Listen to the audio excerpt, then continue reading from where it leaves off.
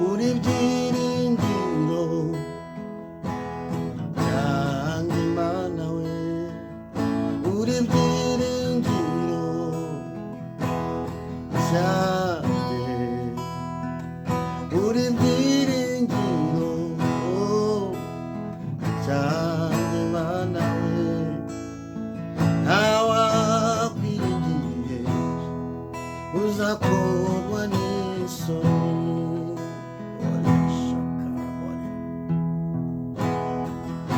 uri byiringiro byanjye mana we uri byiringiro byanjye uri byiringiro byanjye mana we ntawakwiringiye uzakorwa n'isoni cyokora abasha kubabara urimo uramwigisha inzira igana mu ijuru iyo akomeje kukwizera umubera umutabazi ukamurwanirira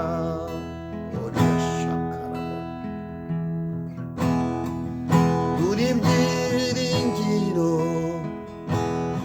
byanjye mana we uri byiringiro byanjye papa uri byiringiro byanjye mana we ntawakwiringiye uzamutererane inshuti uri umwami uri byose mu buzima bwanjye mwami w'amahoro wambereye inshuti wambereye inshuti wambereye inshuti mwami mwiza wambereye inshuti wambereye inshuti mwami wanjye sinzabyibagirwa watubereye inshuti watubereye inshuti mwami wacu turabwibutse yoyo watubereye inshuti watubereye inshuti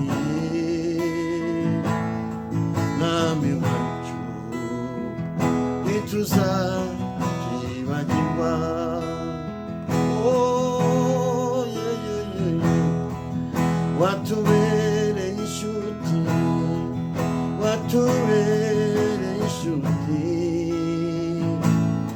mwami wanjye ntituzabyibagirwa watubereye inshuti watubereye inshuti mu bihe byari bikomeye ntituzabyibagirwa watubereye inshuti muri bwa burwayi watubereye inshuti mwami mwiza watubereye inshuti watubereye inshuti mwami wanjye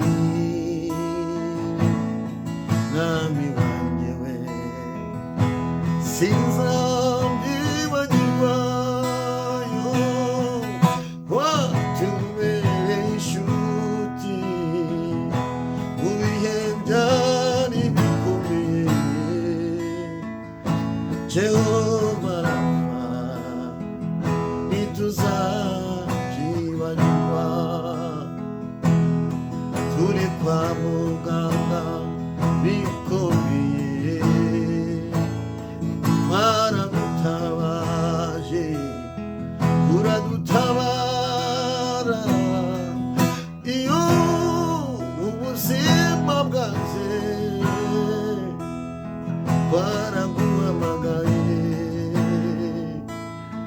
nawe mwiza uraturwanira watubereye inshuti watubereye inshuti nawe wanjye sinzabyibagirwa watubereye inshuti inshuti idahemuka nawe wanjye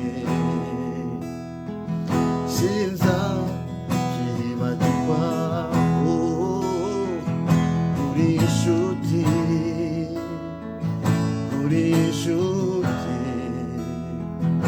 uri inshuti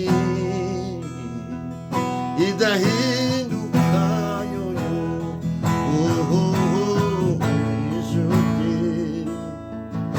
uri inshuti uri inshuti idahinduka ababyeyi bagiye kubyara wababereye inshuti inshuti ikomeye uvuguruza imigambi ya satani wababereye inshuti inshuti idasanzwe nawe wanjyewe sinzabyibagirwa watubereye inshuti twabuze akazi nawe watubereye inshuti mu bihe bikomeye mu bihe by'amarira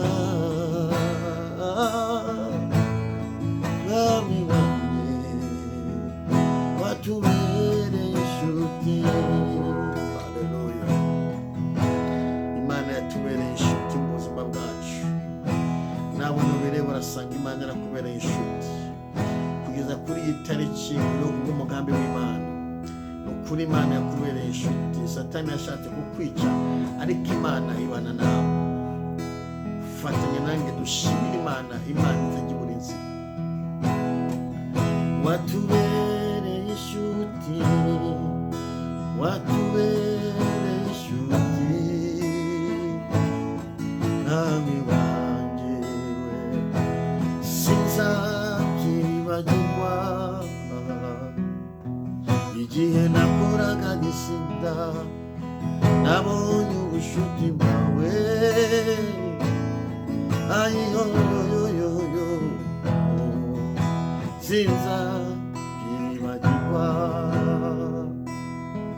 igihe bandoga gukangarura wambereye inshuti umurozi ategereza uko mpfa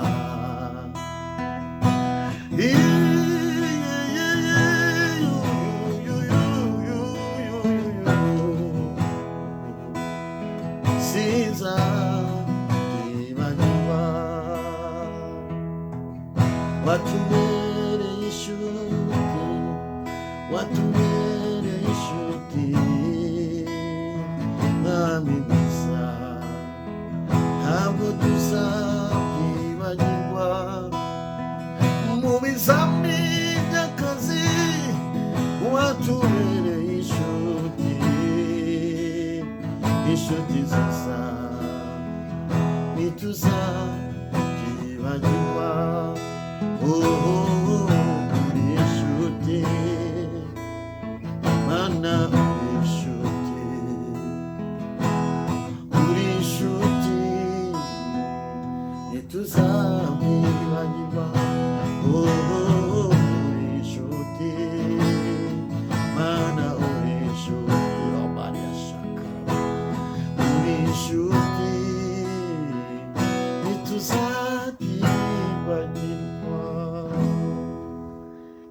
imana yakubereye inshuti, imana yagiye itubera inshuti, imana yagiye iturwanirira, imana yagiye idukorera ibikomeye, imana yagiye iducisha ahakomeye, imana yagiye iducisha mu butayu, imana yagiye ituremera amashimwe hatari amashimwe, imana yagiye idusimbutsa ibyago n'amakuba. Imana ishimwe. Nshuti wowe nkurikiye mu kiganiro inzira y'umukiranutsi, nta nzira imana yaguciriye ubona bikomeye bwakwiriyeho, nta nzira imana yaguciriye ubona ugiye gupfa, nta nzira imana yaguciriye bimeze nabi, ibuka urwaye kanseri imana ikayigukiza. Imana yakubereye inshuti, uba warapfuye ariko imana yarahabaye. Imana yakubereye inshuti nubwo abantu bakubereye umutanga, ariko imana yakubereye inshuti.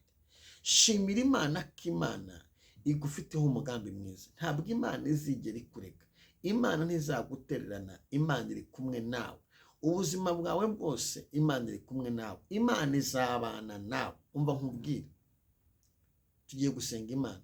Ntabwo imana izigera igutererana. Wowe ukomeze uyizere, ukomeze uyiringire, ukomeze uyikunde, ukomeze uyubahe, ukomeze ukunda imana mu buzima bwawe. Hari ijambo ry'imana riri hano muri Ezekiyeli, igitabo cy'umuhanuzi Ezekiyeli, ibice 36 ku murongo waho wa 15. Hari ijambo rivuga ngo sinshaka kuzongera kumva abanyamahanga bagutuka, habe no gukozwa isoni nabo, n'ubwoko bwawe ntuzongera kubusitaza ukundi, niko umwami Uwiteka avuga. Imana yakubereye inshuti. Reka nkubwire, imana ni imana yumva ibyo utabasha kumva. Imana irabiruzi, imana irabyumva, imana irabibona, ibyihishe imana irabireba. Imana y'umwanya wa none ndagusabye ngo imana yumve, imana ikomeze kubera inshuti, imana data ikomeze kubera umujyanama. Bibiliya ngo sinshaka kongera kumva abanyamahanga bagutuka, habe no gukozwa isoni nabo, n'ubwoko bwawe ntuzongera kubusitaza ukundi. Imana igukize, imana ikurinde, imana ikwimane, imana iguha imbaraga, Uwiteka kurwanirire, Uwiteka gutsindira ibigeragezo, Uwiteka kubera imana muri byose. Nshuti yanjye, reka nkubwire, inzira yawe irahari. Ndagira ngo dusengere ibyifuzo byawe, ibyifuzo ufite. Icyifuzo cya mbere nakubwira, saba imana ngo mwami ongera umbere inshuti. Muri iki kiganiro inzira y'umukiranutsi, saba kuba inshuti y'Imana. Hanyuma bwira imana igukiza agasuzuguro. Muri ibi byifuzo ndumva wabwira imana ikizo cya mbere, wabwira imana ngo mana nkiza agasuzuguro k'abadayimoni. Bwira imana ngo mwami ndifuza ko nkiza agasuzuguro k'abadayimoni kari ku buzima bwanjye, agasuzuguro k'abadayimoni kari ku bana banjye, agasuzuguro k'abadayimoni kari mu byo nkora. Bwira umwami Yesu ngo mwami ndifuza ko nkiza agasuzuguro k'abadayimoni. Sinshaka kuzongera kumva abanyamahanga bagutuka. Abanyamahanga ni abantu, niba abari nakubwiye nizandyarya, niba abanyamashari, niba abandi bavuga ngo tuzaba tureba, tuzareba icyo azimarira. Reka nkubwire, Uwiteka gukize, ibyo byose akurengere. Ijambo ravuze ngo sinshaka kuzongera kumva. Uwiteka niwe ufite ugutabara, agacecekesha ibikurwanya, agahindura amateka y'ubuzima bwawe. Uwiteka afite kugutabara, agacecekesha ibikubuza amahoro, agahindura amateka y'ubuzima bwawe. Uwiteka afite kugutabara, agacecekesha ibiguca intege, agahindura amateka y'ubuzima bwawe. Uwiteka afite kugutabara, agacecekesha iterabwoba ry'abarozi, agahindura amateka y'ubuzima bwawe. Imana ishimwe. Umva nkubwire, Satani ntakwihebeshe, kuko Uwiteka aragukunda, Imana iragukunda, Imana igufiteho umugambi mwiza. Ndagira ngo aho unkurikiye uzane ibi byifuzo, nimba umaze igihe ufite agahinda kenshi, ufatanya nanjye gusenga Imana. Nimba umaze igihe urwaye indwara kwa muganga warayivuze ikanga, ukajya kwa muganga ukivuza agatanga yawe bikanga, ngwino wizere ufatanya nanjye kwizera muri kano kanya dusenge. Nimba umaze igihe ukora ibyo ukoze bikanga, ukagerageza bikanga, sinemeranywa n'umuntu uvanga Imana yanabaye Imana ntabwo ngo nakina Imana mariye, nta kintu ugerageza. Hari ijambo nasomye ngo Imana izahira imirimo y'amaboko yacu. Ni ukuvuga ngo Uwiteka ashyigikira ibiganza byawe, agashyigikira ibyo ugiye gukora.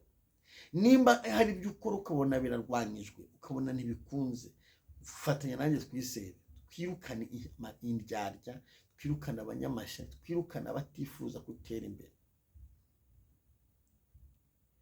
twirukane dayimoni zibarimo zibakoresha, zibavemo bagira imitima myiza, bagira imitima mizima. Nimba ibyo ukora byanga, ukora bikanga, ugahindura iseta bikanga, harimo satani yabijemo, abo bazima bagomba kuvaho binyatsi. Nimba wiga bikanga, hari imbaraga zikurwanya zigutera kwibagirwa ibyo wize kugira ngo utazatera imbere. Izo mbaraga ugomba kuzirukana mu kwizera mu izina rya Yesu. Nimba warakoze mariage ukamara imyaka myinshi warabuze urubyaro kandi warasenze, birashobora ko bakugize nka wundi yabona uza kuba ikiganiro uze kubanza icya mbere ukurikiza ikintu cya kabiri. Birashobora ko bakugize nka wa wundi bari bashyire muri mayoneze bavuga ati tumutegere muri bure bature ko yamuhitana, ariko ko gusenga Imana imukiza uburozi. Bashobora kugutega rwose bakaguteze bakakuroga, ngo kuruga uko bagahita bakuruga kugira ngo utazakora utazabyara. Ariko mva nkubwire, mu ijuru dufite Imana ishobora byose, dufite Imana itanga urubyaro, dufite Imana itanga ubuzima, dufite Imana itanga umunezero, dufite Imana itegeka umuntu akaheka. Barashaka ko bavuze ngo nta cyiza kizakubaho, barashaka ko umaze igihe bava ngo nta cyiza cyaturuka ku buzima bwawe. Reka nkubwire, Uwiteka afite umugambi wo kuremera ibyiza, Uwiteka afite umugambi wo gukorera ibirenze, Uwiteka afite umugambi wo kuguhindurira izina, Uwiteka afite umugambi wo kukuremera amashimwe, umutima wawe kwishima. Mana ishimwe. Reka dusenge. Ibi byifuzo ufite n'ibi byangombwa n'iby'akazi n'ibyo kujya hanze, ibi byifuzo byose ndi kumva n'abadesipora dukurikiye, Imana ikoreze Uwiteka amaganya yawe. Yesu yiteguye kurwanirira, sijye kurwanirira n'Uwiteka kurwanirira. Icyo Umwami Yesu yamamagariye, icyo Umwami Yesu yandindiye ni ukugusengera. Ubutumwa ni ubwawe, tujya ngo ni ikiganiro gusa. Imana ifite ubushobozi, iyaguhaye kurama, iyakwimanye, iyakuzigamye, iyakongereye imyaka yo kurama. Imana ifite ubushobozi bwo kurindira umutekano ikaguha ubuzima. Iyo ndwara urwara idakira, Uwiteka nasure ubuzima bwawe, agusura aho uryamye, agusure wakire ubuzima muri Kristo Yesu. Imana ifite ubuzima. Warivuje, wagiye hanze byaranze, ariko Satani arakurwanya. Indwara yose uzabona abaganga ibananiye ibirimo Satani.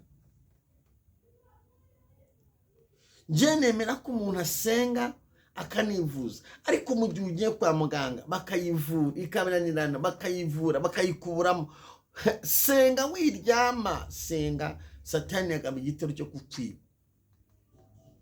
Satani ishaka kukwiba ngo ukenyuke, ihombye igihugu, ihombye umurimo w'Imana, ihombye umuryango wawe, ihombye abazagukomokaho, ihombye ibyiza uzatunga, ihombye business, ihombye imishinga yawe. Kuko umuntu yapfuye, hehe ibintu byose wapanze bari bipfa. Ibyo waruhibye, ibyo warushye ushaka byose birwa n'abandi. Imana igukiza abantu bafite imitima mibi bashaka kukwica utegereje ku nzozi zawe. Imana iguhuza n'abantu bafite umutima mwiza, bafite ibitekerezo bizima, bagura imbago zawe.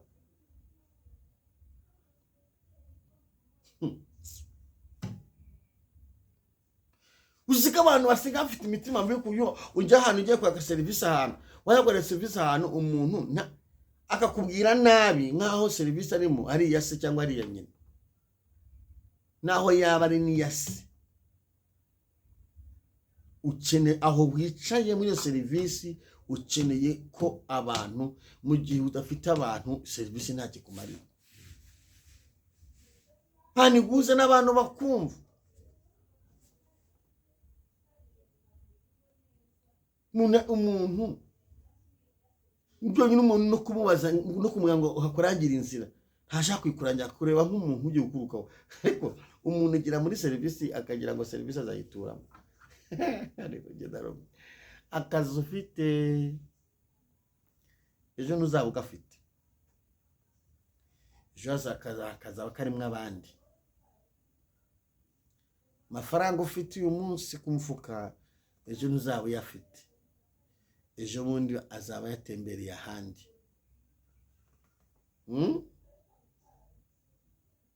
Icyubahiro ufite uyu munsi ejo ntikizaba gihari, ejo abandi bazaba bakikwambuye, kizagifitwe n'abandi, abandi bazagitwara. Uzasaza, ndasaza, uzabura akazi, icyo gihinduke. Ahantu urwego rwose urimo, amafaranga ufite, inzu zituye mu munsi, ejo wayisiga. Iyoroshye rwose, uce bugufi, icyubahiro ni icy'Imana. Ukwiye kwiyoroshya rwose, kankubwiza ukuri ndakubwiza ukuri. Kwiyoroshya ugaca bugufi. Yesu ndamukunda. Yesu yacaga bugufi akumva n'abana. Igihe kimwe Yesu ari kumwe n'abigishwa, abana baza bamugana. Protokoli aho twita uyu munsi n'abadiyakoni baracyaha abana, barabirukankana kuko babonaga ko Yesu ari igitangaza. Yesu ari igitangaza. Abadiyakoni baramonaga ibitangaza Yesu ari bakora, bakora ibitangaza arimo akora, bakavuga ati uyu muntu ni igitangaza. Uyu munsi umuhanuzi ngira ngo akoze nk'igitangaza kimwe cyonyine ntitwamukire. Uyu munsi ujya kubona abantu, umuntu afite abantu kusanga umuntu umuhanuzi afite abantu bamukurikiye ngo bamurinde, yakurindikije koze ntacyo mfite rwose, iyoroshye. Hanyuma Yesu ngo protokoli ziracyaha bati mwegera mutanduza umwigisha, mutanduza Yesu, mutanduza umwana w'Imana, mutamwanduza. Yesu aravuga ngo mureke abana bato baze bansange. Abayikigwa arababwira ngo umuntu ushaka kuzabona ubwami bw'ijuru arasabwa kumera nk'umwana muto. None wowe uratitira no gutitira, mbese ukaba imisozi ukabura yimaze, uricara mu mwanya abantu bose ukabura bahinze. Reka nkubwire, Yesu niwe wenyine udata hiti, niwe wahitinze, hiti igumaho ntiyavaho. Umuntu wese ufite hiti izavaho, haza abandi. Kireka umuntu udapfa rero ni Imana, ni Umwana, ni Umwuka Wera, ni Imana, ni Umwana ari we Yesu Kristo na Mwuka Wera. Naho abandi bose uko tumeze bizahinduka. Maze urabyuka mu gitondo ukakaraba ukajya mu kazi, bakakubika ko upfuye, umuti ikugongeye umuhanda ubwawe urapfuye. Ngiye ndikubabwira ibintu naciye mu bintu nzi, ubuzima bubi ndabuzi, umubabaro ndawuzi, ntacyo ntazi. rero nubona Imana iguteretse ahantu ntuzibwire yuko aho ugeze mu ijuru. Ntabwo hari mu ijuru, ahubwo ni mu bibazo. aho wicaye ni mu bibazo gusa.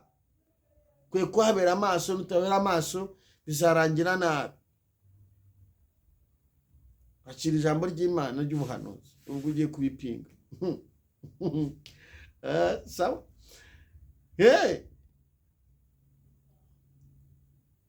Nta muntu ukomeye. Iyo ugeze ahantu heza uba ukwiye gukora ibintu bitanu. Icya mbere, uba ukwiye kubana n'Imana, kugira inshuti cyane, kugira ubushuti n'Imana cyane. Kabiri, uba ukwiye kwiyoroshya cyane, kuko imitego Satani agutega imyinshi ishingira ku bwibone no kwikakaza no kwishyira hejuru. Uba ukwiye kwiyoroshya cyane kandi ukageza gutega amatwi umuntu uwo ari we wese, kuko ntabwo uzi umuntu wese ikimugenza icyo ari cyo. Nta nubwo umuntu wese umuzi. Umuntu wese ntumuzi. Ejo wamukandagira, ejo ukazasanga wakandagiye umuntu uzakenera. Ukwiye kwiyoroshya cyane, ukiyoroshya.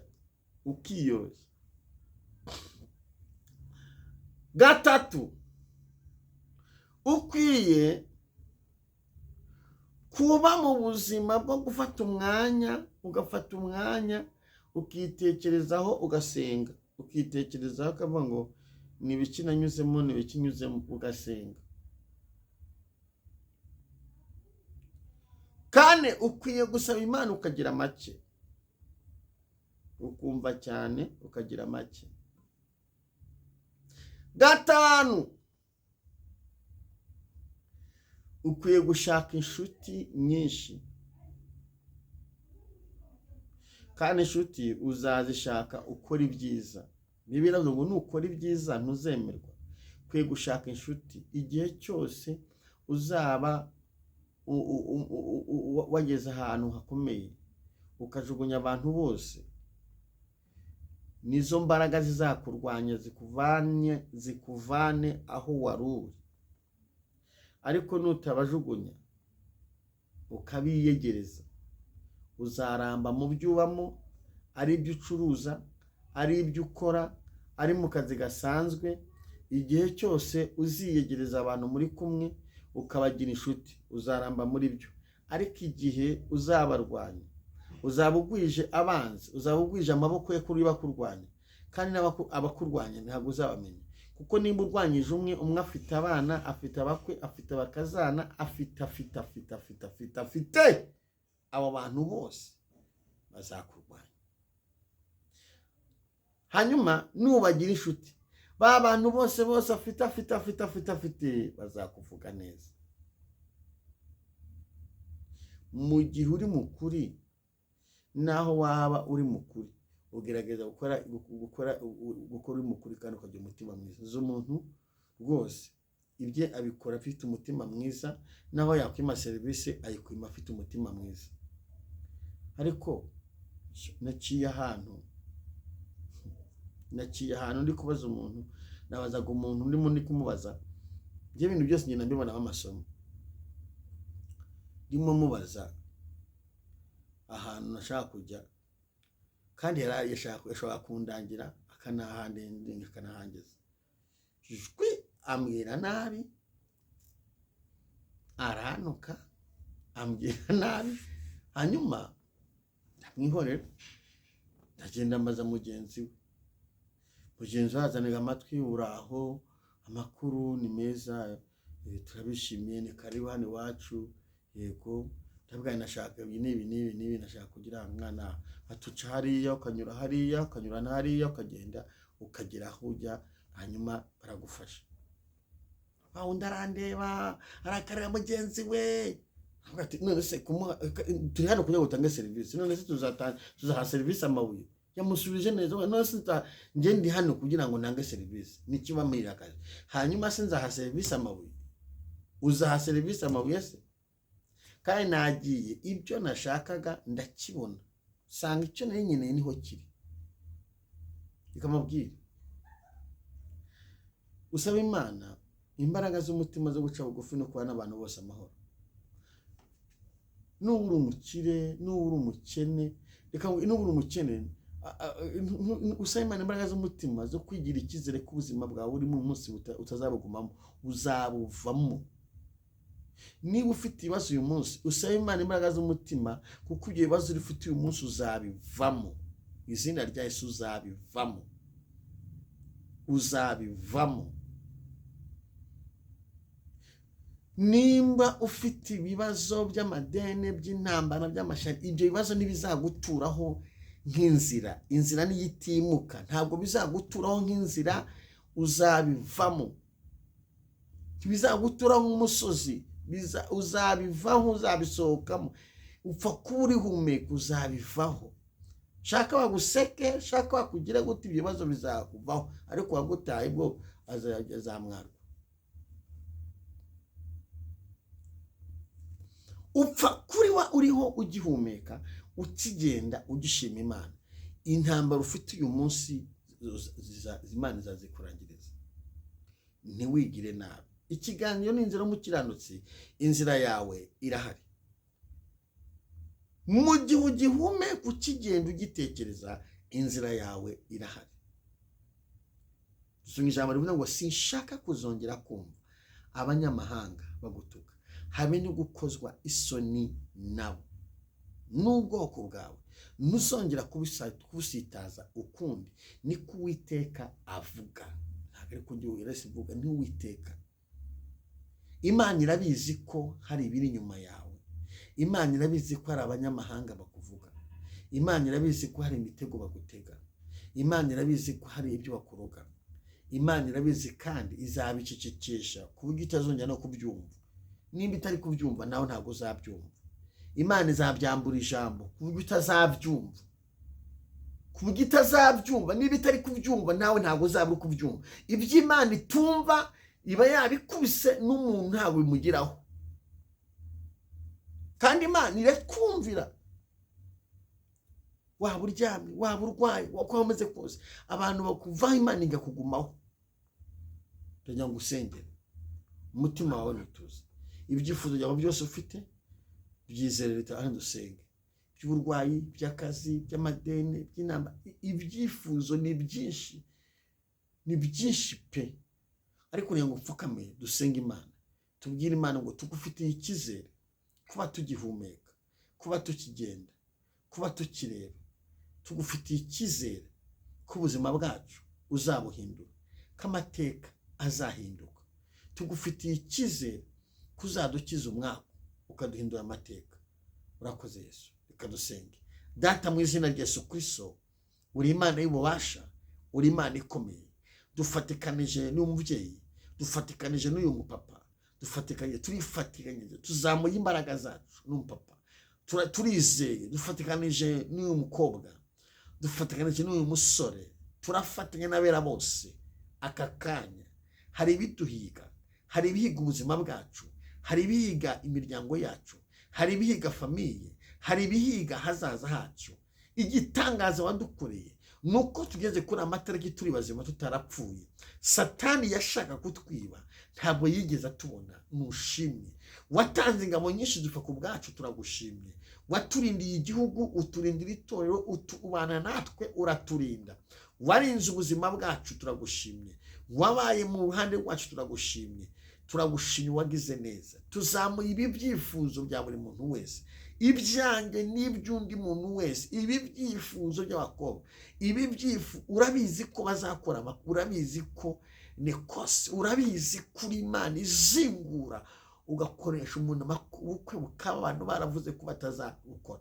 Hari igihe abantu batera agati bakicazaho umuntu bakavuma, bakavuga ngo ntabwo azigera akora ubukwe, ariko kubw'imbaraga zawe n'ubushobozi bwawe ugafungura umuntu ukamuvana muri gereza y'amarozi, umuntu agakora ubukwe rubanda bose bareba. Hari igihe abantu barozi batora agatebe bakicara baraborotse umugisha w'umuntu, baravuze ngo umuntu azacuruza, baravuze ngo umuntu aziga, baravuze ngo umuntu azabyara, baravuze ngo umuntu azagera hazaza, baravuze ngo umuntu azasinya kontara, baravuze ngo umuntu aratazareka. Ariko kubera kuri Imana ifite imbaraga, ukazitura, ugaca inzira, ugakingura imiryango, amateka agahinduka. ba bantu bagasubizwa, amateka agahinduka. Rero nasengera umuntu wese waradukurikiye ngo ahure nawe, ahure n'imbaraga zawe, ahure nuko kwakwiza gukomeye. Urakoze ngambe kubikoze mu izina rya Kristo Nazareti, amen. Umugisha w'Imana ubabeho, umugisha w'Imana ku buzima bwawe, ntiwihebe, ntiwigire nabi, Uwiteka muri kumwe, amen. Imana bagire neza, muri kumwe na Imana barasi. Ikiganiro ni inzira y'umukiranutsi irahari, abantu basiba ariko ntibazasiba y'Imana. Inzira yawe irateguwe, iri vierge, iranyurwamo n'umuntu n'umwe. Imana izakutabara kandi uzatungurana. Mbere aho ni heza mu izina rya Yesu, amen. Bye bye.